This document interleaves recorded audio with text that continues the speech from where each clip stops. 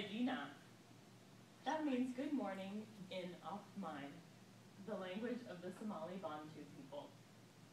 Imagine having to use a toilet for the first time, or being afraid of an oven.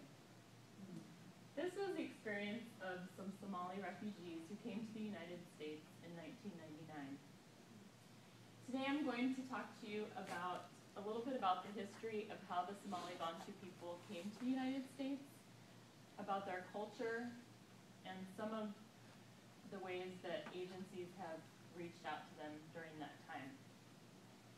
The reason I researched this topic was because when I worked at the Kroc Center in San Diego, there was a charter school of Somali students that rented out part of our facility.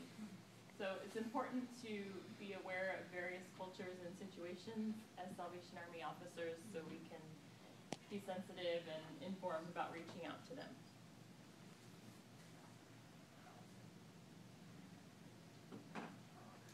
This is the location of Somalia. It's called the Horn of Africa on the eastern side of Africa.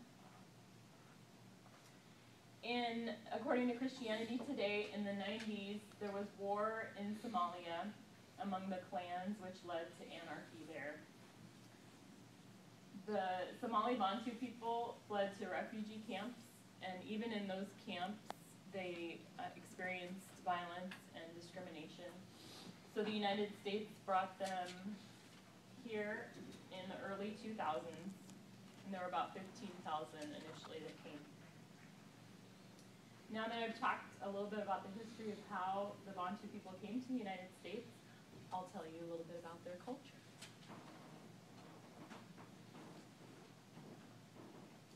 The Center for Applied Linguistics says the staple food for the Bantu is maize, locally known as sour, which is a thick porridge.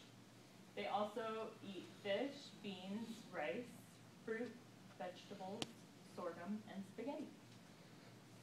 They're known as hardworking people, very adaptable and skilled, and live in a patriarchal society. Most of them are Muslim. Some of them originally converted to Islam to get out of slavery. But it is not a strict adherence to Islam. The women have more freedom in their work and their dress. Some actually became Christians in refugee camps. And again, according to the Center for Applied Linguistics, many Bantu, whether Muslim or Christian, retain animist beliefs, including the use of magic, curses, and possession dances.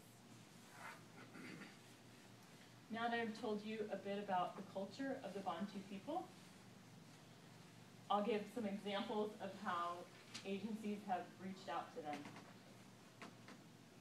There were some agencies and churches that supported them by providing housing and basic necessities while they came and looked for work. There was also a main literacy project which created books, published books in their language and also English, so that they could have something to remember and appreciate their culture while they were here. I've told you a bit about the history of how the Somali Bantu people came to the United States, their culture, and some examples of ways that people have reached out to them. It's helpful to remember to help connect with Somali Bantu people, or ideas for reaching out in the future to any refugee population. Nepere kabarina. Indeed, it's a good morning.